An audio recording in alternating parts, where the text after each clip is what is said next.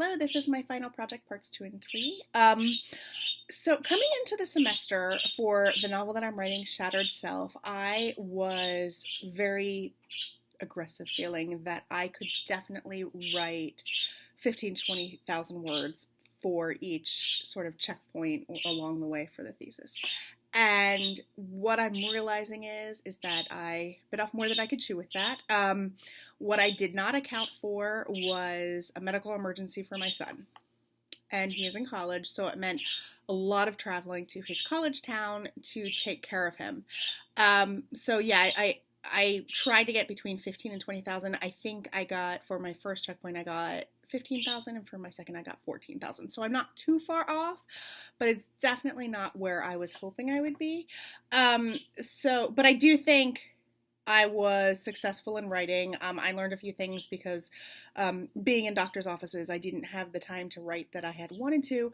So I scrapped using Word and I started using Google Docs because I could type on all of my electronics. So I could take my iPad, I could even type on my phone. My story now typo galore there, but I just went back and fixed it. So you just have to change and adapt, I think. When you come under medical pressure, you just have to find a way to keep going. And I think it actually falls in line really well with my thesis novel, because the fact of the matter is that the story is about him and his head injury. And when he got to college, he ended up with another head injury and is dealing with repercussions of that. So I think that for me, we're 4 years removed from my son's head injury, and he was still feeling the symptoms when he went away to school, but writing this and then having it happen again pushed home the importance of why I need to get this book out there, because people don't understand it. And it needs to go out. So adjusting my plan. So for the thesis 2 class, I definitely will not aim for 20,000. I think at the top end I will aim for 15,000, and so if I fall under that, I will be forgiving of myself and know that I am continuing to move on in the course and in my novel, and that's really what's most important to me. So, and if I go too fast, I don't think it'll be as good. So that's what I need to do. I think another thing which is going to change how I approach it in the next class, my novel, is that as you have pointed out, my story may be better served by going in past tense. And when you first mentioned it, it scared me. And now I step back and I realize I'm going to try it. So what I'm going to do is I'm going to rewrite some of the beginning scenes in past tense and see how it goes. Also, you had suggested adding in another subplot, and I am actually going to do that. And it fits along with my son's story perfectly, even though the main character is a girl. It fits my son. When he had his concussion, his coach wanted him to continue with soccer. He didn't want him to lose interest because soccer was so important to him, even though his head injury wasn't from soccer. But he was a soccer player. So what my son then did was accompanied his coach as a student coach for one of his younger club teams. So he ended up being a student coach for a younger boys team and for 12-year-olds. So he was able to stay in soccer. And I think I'm going to approach that with Larkin as well. Her coach coming and asking if she would do that. And I think her and Brooke, that will be something that the two of them take on together. So there are some major changes. And so while I need to keep moving forward, I also need to look at writing it in a different tense and focusing on this new subplot. Part 3.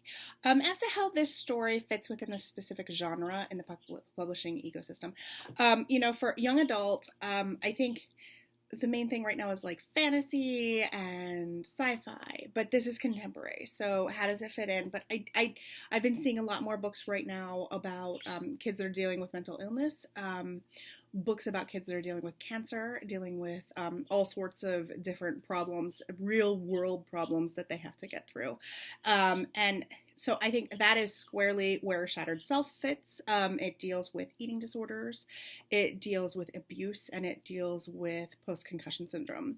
I think I tried to search very hard for a young adult novel based on the topic of post-concussion syndrome, head injury, things like that, and I couldn't find one.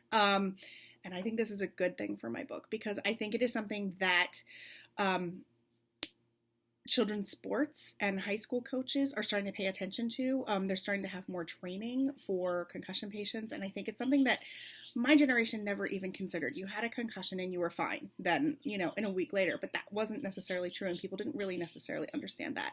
And so the change in focus to understanding and teaching about concussions, I think, goes along with this book to make people realize the change in behavior, the change in personality, possibly eating disorders, PTSD. These all go back to the head injury because, some of the scarring is microscopic and you can't necessarily see it, but it's there. And I think what happens to these patients is they are treated badly by teachers and friends because they don't understand the change or what is going on. And it's very frustrating for that person.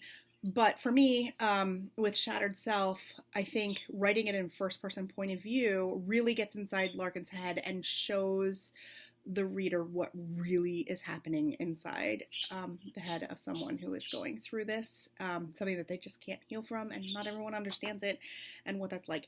So I think it does fit, and it also fits with mental illness and there are authors such as John Green and Ned Vizzini took on mental illness and health issues very strongly, and so I think this follows along in the tradition of them.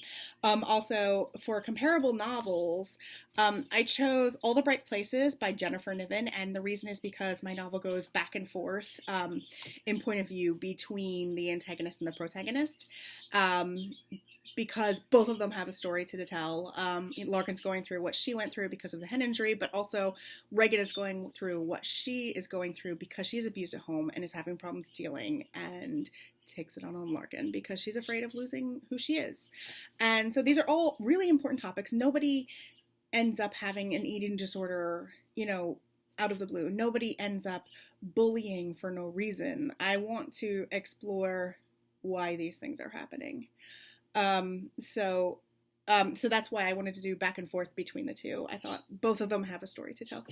The other book, Every Last Word, focuses on a teenage girl who is an athlete and she suffers from anxiety. And so I think getting inside the head of a kid with anxiety it's important because I think most people don't understand anxiety and they don't understand kind of the, what goes on, what the person's saying to themselves inside their head when they're having a panic attack or anxiety. So I chose that book because I think it really did a good job of showing what it's like to have an anxiety attack. The other one is Concussion by Jean Marie Lescus. Now, I chose this book. It isn't a young adult fiction book, but it is a book about concussion and a book about the doctor that found the lasting consequences of concussions or having too many concussions with CTE and how he went up against the NFL to make them change their practices and to take concussions and head injuries more seriously than they were before, and it worked, and they are. And so to me, this just shows the fact that the movie itself, starring Will Smith, was such a success, and the book was a success. It really shows to me that people are ready to listen. And so I think that it's time for a book in the young adult realm to come out for teens to help them understand. So I definitely think there is a place in the ecosystem. And all of these books, I think, All the Bright Places and Concussion, I'm not sure where Every Last Word is, but All the Bright Places is being made into a movie right now, so it's really successful, and Concussion was both a book and a movie. So I think there definitely is a place to listen to these topics. And as for publishing, I mean, the fact of the matter is that kids are becoming more vocal about the problems they're having, emotionally, sexually, with eating disorders, depression. This is becoming more of a problem, I think, in today's world and something that we need to deal with. And so how can they hold a normal life in spite of these things? And that's one of the things that I want to accomplish with Shattered Self. And so where it is with publishing, from what I found in teaching, teenagers want stories that speak to them, stories about what they're going through so that maybe they don't feel so alone, stories about things that their friends are going through so that they can better understand those things. kids are craving authenticity, and I really believe that stories like this showing that teens just aren't out there watching YouTube, playing Fortnite. They have real problems, and we need to start listening to that. And I think the publishing industry, I think that books like this are good for kids, and I think the publishing industry should publish more of them because then, teenagers don't feel like they're so alone sometimes when they're going through these things. Okay, thank you for a great semester.